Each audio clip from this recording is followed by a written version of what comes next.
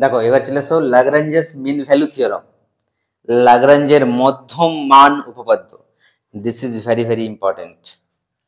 ল্যাগ্রাঞ্জের mean value theorem, এটাকে short ফর্মে কি বলা হয় বলো? MVT, mean value theorem. ঠিক আছে, ল্যাগ্রাঞ্জের মধ্যম মান উপপাদ্য বাংলাতে বলা হয় ল্যাগ্রাঞ্জেস মিন ভ্যালু থিওরাম। এটা এটা অনেকটা রোলস থিওরামের মতনই, অনেকটা কি মানে 90% রোলস থিওরাম, যদি বুঝতে পেরেছ 10% একটু আলাদা। ঠিক আছে, চলো একটা ছবি দেখা যাক, একটা ছবি আঁকা যাক।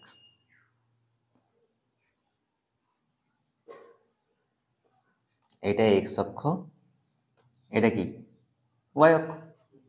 ধরে নাও এখানে এ, এখানে কি স্যার বি। আচ্ছা একটা ফাংশন তার মানে দেখছি তার আগে। মনে মনে ভাবো, মনে মনে ভাবো, মনে মনে ভাবো, ঠিক আছে। এটা একটা ফাংশন বটে এফ অফ এক্স, কি বুঝলে? তাহলে এটা এ, এটা কি স্যার বি, ঠিক। আচ্ছা এইটুকুটা কি হবে বলো তো? এই ফাংশনটা কি বলবো বলো? কি ফাংশন? এটা এফ অফ এক্স, এটা হচ্ছে এফ অফ এক্স, একটা ফাংশন। যদি এটা যদি এ হয় তার মানে এইটুকুটা কত বটে? এফ অফ এ। আরে ভাই এফ অফ এক্স, এটা ওয়াই সমান এফ অফ এক্স, তুমি এক্স এর জায়গায় এ পুট করো, কত হবে?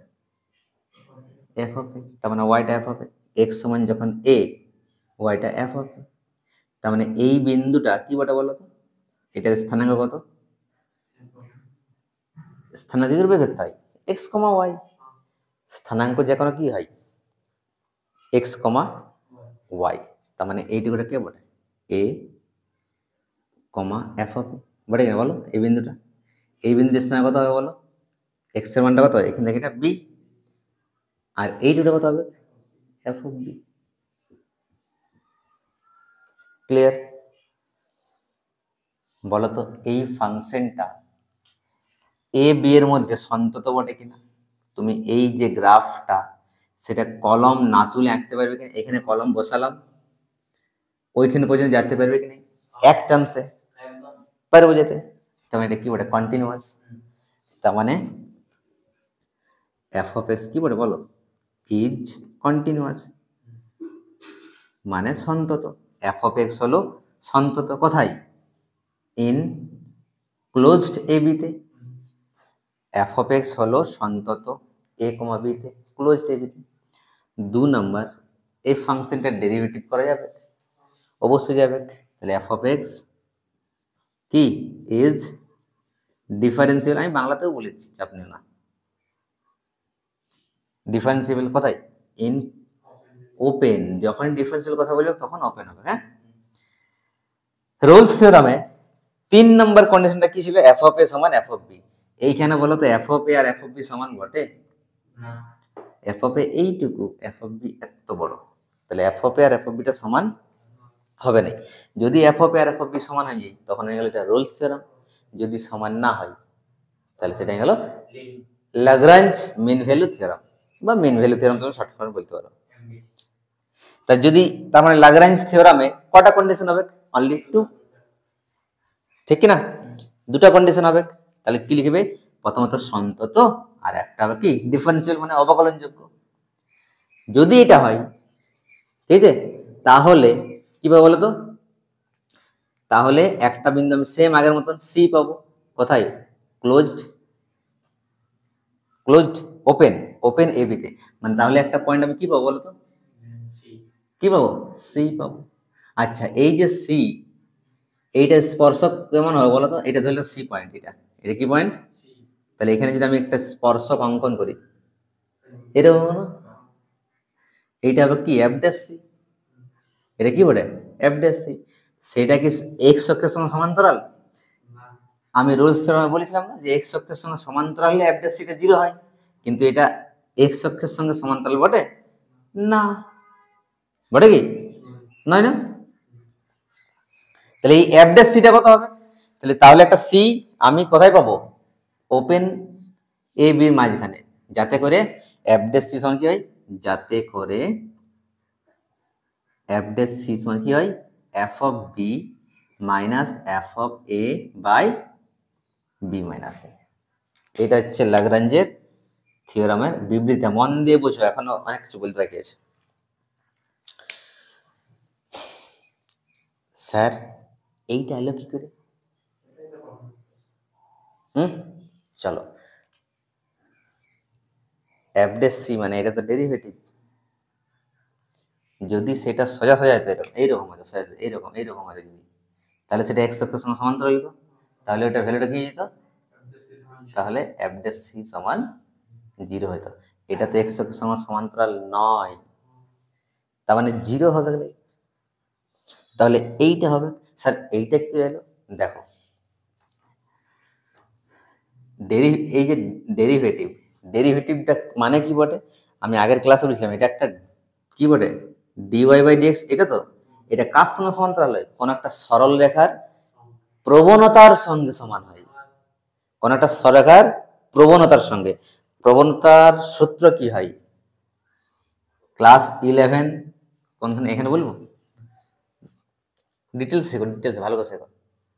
ধরুন এটা হচ্ছে এক্স অক্ষ, এটা হচ্ছে ওয়াই অক্ষ, কোন একটা সরলরেখা, কোন একটা সরল রেখা, সেই সরল রেখাটা এক্স অক্ষের সঙ্গে কত ডিগ্রি কোণ করছে? মনে মনে ভাবো থিটা। থিটা, এই থিটার টেনের মানকে মানে টেন থিটা, এই টেন থেকে কি বলা হয়? প্রবণতা বলে। কি বলে? প্রবণতা। আর কোন একটা সরলরেখা, দেখো এবারে এইটা, এই যে এটা, তার নিশ্চয়ই এই যে এই যে সরলরেখাটা যেটা এইটা, সেটা যদি আমি বাড়িয়ে দিই দিকে, এক্স অক্ষের সঙ্গে কোন একটা কোণ করবে কি, করবে কি? তার মানে এটা কি বলে? নিশ্চয়ই প্রবণতা বটে। হ্যাঁ, আর এই প্রবণতার মানটা কি হয় জানো? সূত্র, প্রবণতার সূত্র হয় কি করে বের করতে হয়? y2 মাইনাস, ধরে নাও এখানে একটা বিন্দু আছে আর এখানে একটা বিন্দু আছে, বুঝতে পারছো? এইটা ধরে নাও x1 y1 আর এইটা বটে x2 y2। তাহলে এই সরল রেখাটার প্রবণতা সূত্র কি হবে বলো তো? আগে y গুলার বিয়োগফল, y2 minus y1 by x2 minus x1। Clear? এটা হচ্ছে সরলরেখাটার প্রবণতা। তার মানে সেম ভাবে দেখো, এটা একটা সরলরেখা হবে, ঠিক কিনা? হবে কিনা? তাহলে এইটার প্রবণতা কত হবে? আচ্ছা এইটা দেখো, এই যে এইটা তাহলে এইটার প্রবণতা কেমন হবে? এটা তাহলে গ্রাফটা যদি আমি এইভাবে আঁকি, একটু ভালো করে বুঝি, দাঁড়াও। এইটা যদি গ্রাফটা,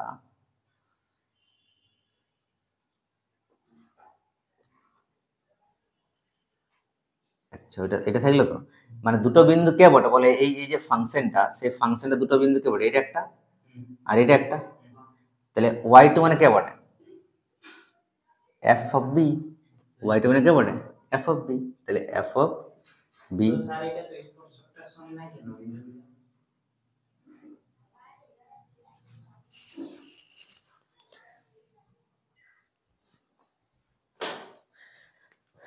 এইখানে দুটো বিন্দু ছিল তো, তার মানে এই সরল রেখাটা প্রবণতা হয়ে গেল y2 minus y1 by x2 minus x1। আমাদের প্রশ্ন হচ্ছে স্যার,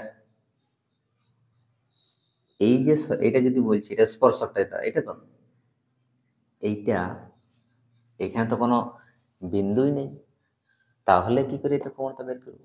আচ্ছা দেখো, ক্লাস 11 সরল রেখা চ্যাপ্টারটাতে এটাও বলা ছিল যে একটা সরলরেখা, এই সরলরেখার প্রবণতা যদি 3 হয়, মনে মনে ভাবো, তাহলে ইয়ার সঙ্গে সমান্তরাল এটা হতে পারে, সমান্তরাল সরলরেখাগুলোর প্রবণতা সমান হয়। দুটা সরল রেখা, এই সরলরেখাটা যদি প্রবণতা -1 হয়, তাহলে এই সরলরেখাটার প্রবণতা কত হবে? -1, কারণ ওরা কি বটে? সমান্তরাল। দুটা মার্কার, দুটা সরলরেখা, এখন এই দুটা সরলরেখা সমান্তরাল বটে কি না? তার মানে ইয়ার প্রবণতা এটা আলাদা আলাদা হবে। কিন্তু যদি এটা সমান্তরাল হয় তাহলে এইটার প্রবণতা যত হবে এইটার প্রবণতা ততই হবে।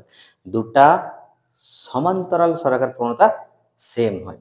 আমি যদি এইখানে মনে মনে আমি যদি এটা যোগ করি কিংবা মনে মনে দিই যোগ করে দাও, তাহলে বলো এইটা একটা সরলরেখা পাবো কিনা স্যার? আর এই যে সরল রেখাটা সেইটা এইটার সঙ্গে সমান্তরাল হবে কি হবে? তার মানে এই সরলরেখাটার প্রবণতা রেড এই লাল কালিটা যে সমান্তরাল যে সরলরেখা তার প্রবণতা আর এটা সমান্তরাল হবে কি নেই? উপরের লাল কালিটা সরলরেখাটা আর নিচের ব্লু কালিটা সরলরেখাটা, এই দুটা সরলরেখা সমান্তরাল বটে। উপরের সরলরেখার প্রবণতা যত হবে নিচেরটার ততই হবে। তাহলে উপরের সরলরেখার প্রবণতা কত হবে? F of B minus F of A by সূত্র কি বটে x2 মাইনাস x1, তাহলে b মাইনাস হবে কিনা? তো তার মানে এটা হলো এটা, বুঝতে পারলে? এইভাবে আমাদের আসছে ল্যাগ্রাঞ্জ থিওরামটা। তো এটা একটা ডেরিভেটিভ, এই যে ডেরিভেটিভ dy বাই dx, এটা মানে এটা হচ্ছে কেসটা, বুঝে গেল? এইবার এখানে একটা মজার জিনিস হচ্ছে, দেখো যে রোলস থিওরামটা বটে না, রোলস থিওরামটা একটা ভাগ বটে কার?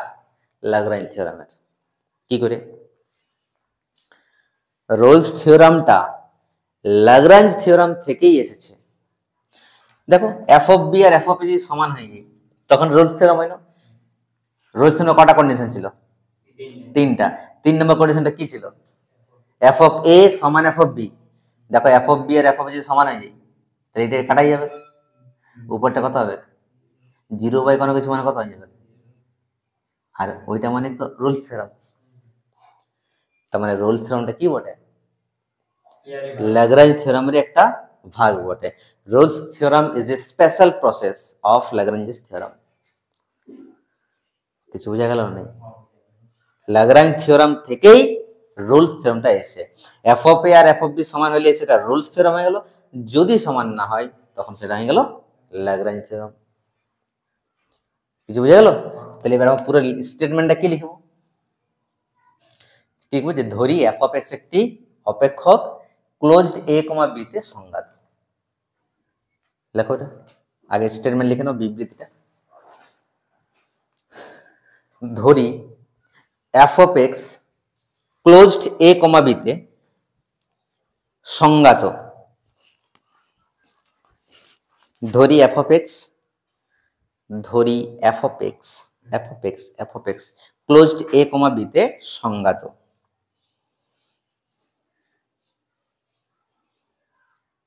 এবং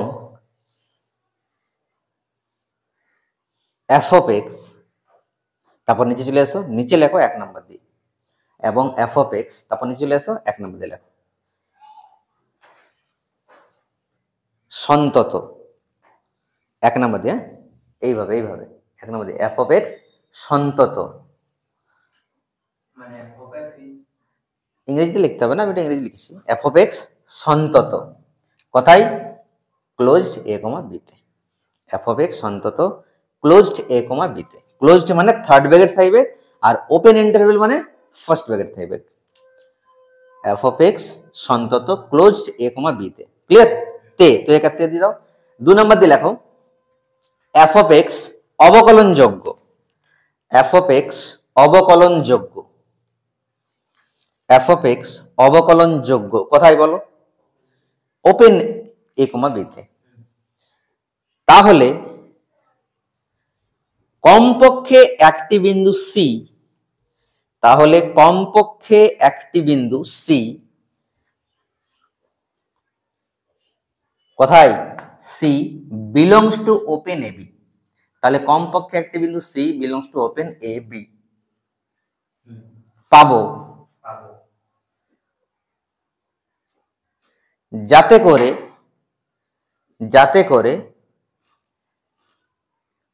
এফ ড্যাশ সি সমান এটা, এটা লিখে দাও, যাতে করে এফ ড্যাশ সি সমান এটা হয়, এটা লেখা দরকার নেই, যাতে করে এফ ড্যাশ সি সমান এটা হয়। ব্যাস, এইটা হচ্ছে আমাদের পুরো ল্যাগ্রাঞ্জ থিওরামের স্টেটমেন্টটা।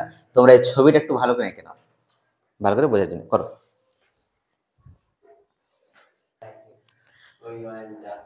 চলো বুঝা গেছে ব্যাপারটা। এইবার একটা অঙ্ক করো তো দেখি। এই দেখো লাগরাঞ্জ থিওরামটা কাজে লাগিয়ে কিভাবে অঙ্কে আমরা এটাকে ইমপ্লিমেন্ট করবো। বুঝো ভালো করে। লেখো একটা এফ অফ এক্স সমান, একটা কোশ্চেন, এফ অফ এক্স সমান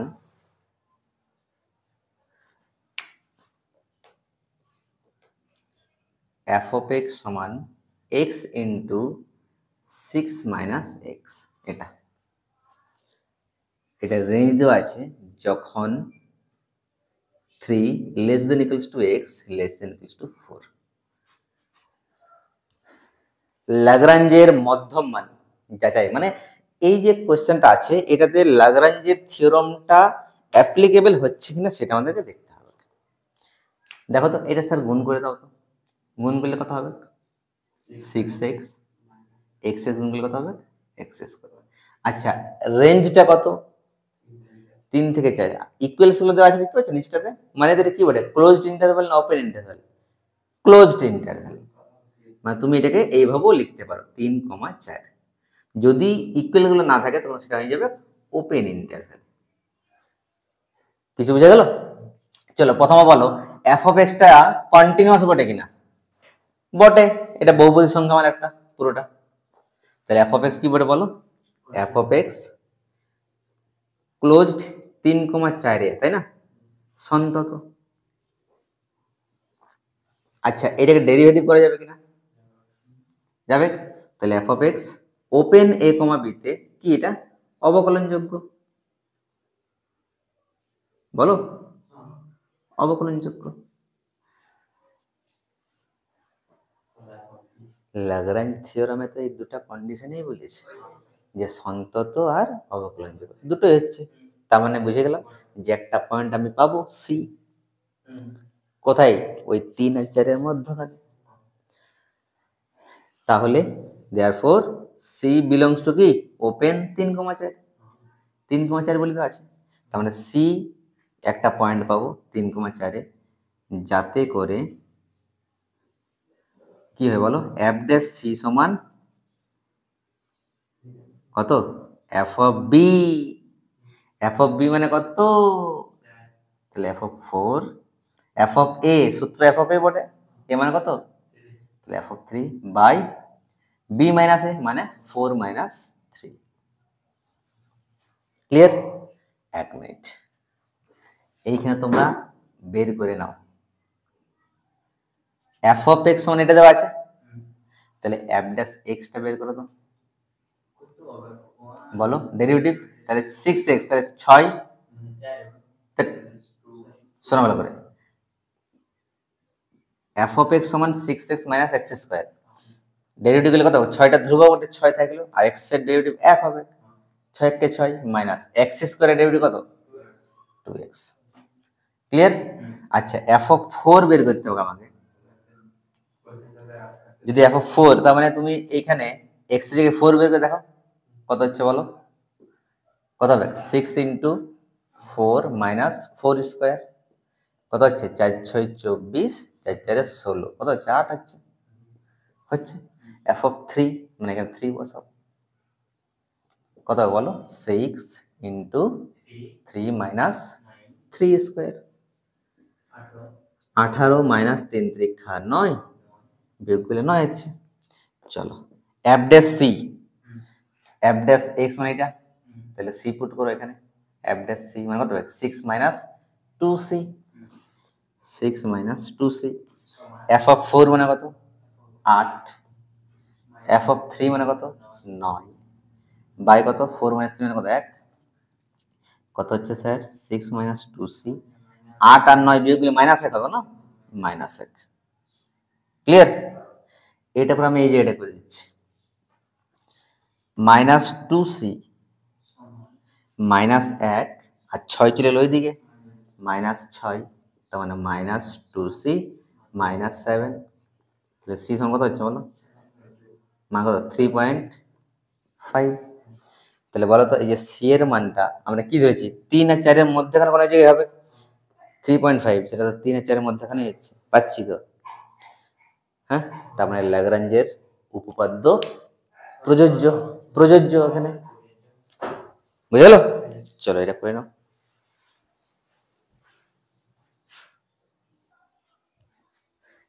এইখানে 3,4 হবে, ঠিক, সরি, 3,4, 3,4।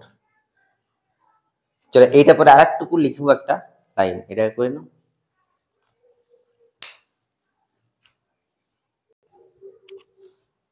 হয়ে গেছে না এটা?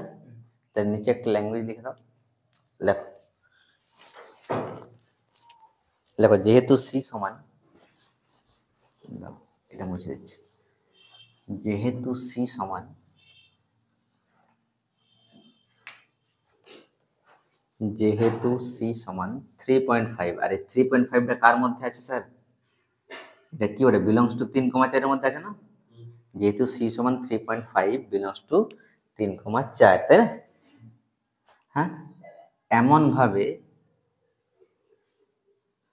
যে কি পাওয়া যাচ্ছে বলো তো, এফ ড্যাশ সি যে কত বসাবো, 3.5 সমান f of 4 minus F of 3/4 minus 3, এটা হচ্ছে, হয়, হ্যাঁ। অতএব ল্যাগ্রাঞ্জের উপপাদ্যের সত্যতা প্রমাণিত হলো বা হয়। অতএব ল্যাগ্রাঞ্জের উপপাদ্যের সত্যতা প্রমাণিত হয়। অতএব লিখে দিচ্ছি না, ল্যাগ্রাঞ্জের উপপাদ্যের সত্যতা প্রমাণিত হয়, বুঝলে? এখানে গেল আমাদের কমপ্লিট।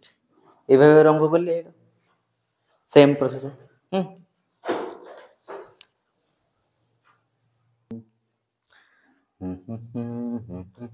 আরেকটা কোশ্চেন তাহলে করা যায় নাকি? এফ অফ এক্স সমান, এটা তোমরা আগে নিজেরা ট্রাই করো, এফ অফ এক্স সমান, এফ অফ এক্স সমান, এফ অফ এক্স সমান এক্স প্লাস 1/x, 1/x। এখানে তোমার রেঞ্জ আছে sir x belongs to 1,3, F of x সমান কত, x plus 1/x, x belongs to 1,3, ঠিক আছে? এটাতে তোমরা যাচাই করো যে ল্যাগ্রাঞ্জের উপপাদ্যটা কাজে লাগছে কিনা, সেম প্রসেসে। চলো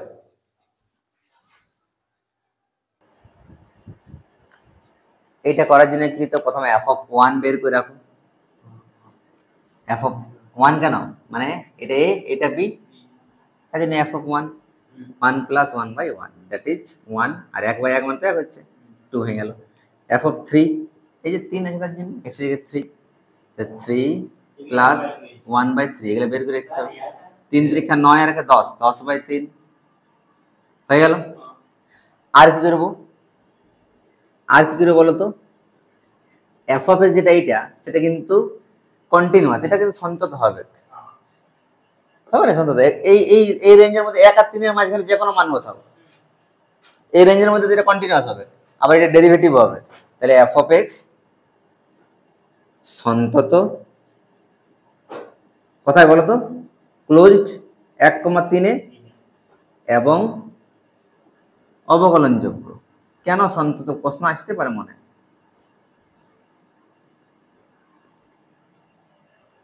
প্রশ্ন আসতে পারে মনে, এক্সটাকে কন্টিনিউয়াস হবে না, 1 আর 3 এর মধ্যে যে কোনো তুমি মান বসাও,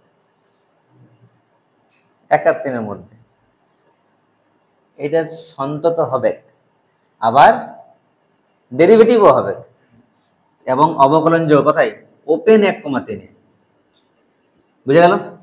তার মানে একটা পয়েন্ট আমি কি পাবো, সি বিলংস টু ওপেন 1,3, যাতে করে বলো কি হয়, যাতে করে এফ অফ, আচ্ছা এখানে এফ ড্যাশ এক্সটা বের করে নাও একবার, ডেরিভেটিভ করে নাও, এক্স এর ডেরিভেটিভ 1, আর 1/x এর ডেরিভেটিভ আমি বলেছিলাম তোমাদেরকে -1/x²। চলো এটা হয়ে গেল। এবার চলে এসো এখানে সি বিলংস টু 1,3, যাতে করে এফ ড্যাশ সি সমান কি হয়, f of B minus F of A by b minus a, এটা ফর্মুলাটা বলে। তাহলে এফ ড্যাশ সি মানে কথা হবে বলো, এখানে সি বসাও, 1 মাইনাস 1 বাই কি হবে সি স্কোয়ার সমান এফ অফ বি মানে কত বটে, এই যে 10/3 মানে হয়ে গেল তো, ঠিক আছে। আচ্ছা তাও না বুঝতে গেলে বি মানে কত বটে বলো, এখানে বি এর জায়গায় 3, এ মানে কত বটে 1, এফ অফ 1, বি মাইনাস মানে কত 3 মাইনাস 1, এবার মানগুলো পুট করো, 1 minus 1 by c square, f of 3 মানে কত 10/3, এফ অফ 1 মানে কত 2, আর 3 থেকে বের কত 2, বুঝলে? করো এটা, করে নাও পর।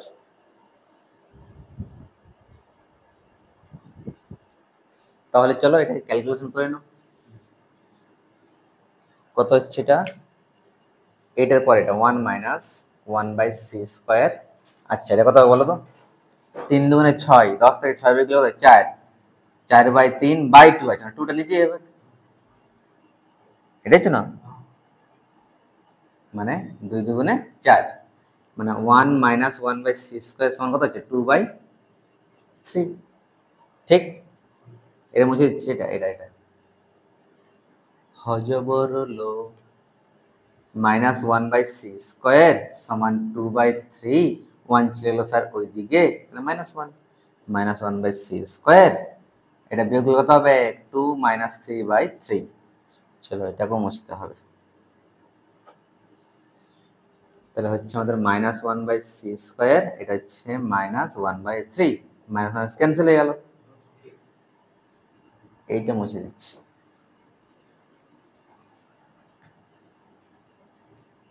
তাহলে 1 বাই সি স্কোয়ার সমান 1/3, কোনাগুনি গুণ করো, সি স্কোয়ার সঙ্গে 1 গুণ করলে সি স্কোয়ার, আর 3 এর সঙ্গে 1 গুণ করলে 3, তাহলে সিটা কত হবে বলো তো, স্কোয়ার তুলে দাও, রুট হয়ে গেল, প্লাস মাইনাস হবে √3, তাই না? এবার বলো সি সমান কোনটা আমরা নেব, সি এর তো দুটো মান বেরলো, সি এর মানটা কোনটা নেব বলো তো, যদি প্লাস √3 নিয়ে, আছে কাজ করো, প্লাস মাইনাস √3 মান কত হয় 1.732, এটা হয় প্রায় √3 মান। তাহলে বলো তো যদি আমি মাইনাসটা নিই, হ্যালো হ্যালো হ্যালো, মাইনাসটা যদি নিই এই রেঞ্জের মধ্যে পড়ছে, 1 আর 3 এর মাঝখানে কোনো মাইনাস মান আছে কি, তার মানে নিশ্চয়ই মাইনাসটা হবে না, তার মানে সি সমান কোনটা হবে 1.732, আর ওটা মানে কত বটে প্লাস √3, ঠিক না? তাহলে এইটা বিলংস টু কি বলে বলো 1,3, 1,3 এর মধ্যে কোনটা আছে প্লাস √3টা, মাইনাসটা হবে কেন, তার মানে আমি তো একটা হলো মান পাচ্ছি, সি এর মান পাচ্ছি কিনা, তার মানে লাগরাঞ্জের উপপাদ্য সত্যতা আছে কি নেই, আছে। অতএব লাগরাঞ্জের মধ্যম মানের উপপাদ্যের সত্যতা প্রমাণিত হলো, লাগরাঞ্জের মধ্যম মানের উপপাদ্যের সত্যতা প্রমাণিত হলো, ব্যাস বুঝে গেল। এইভাবে তোমরা বাকি অঙ্কগুলো ট্রাই করো।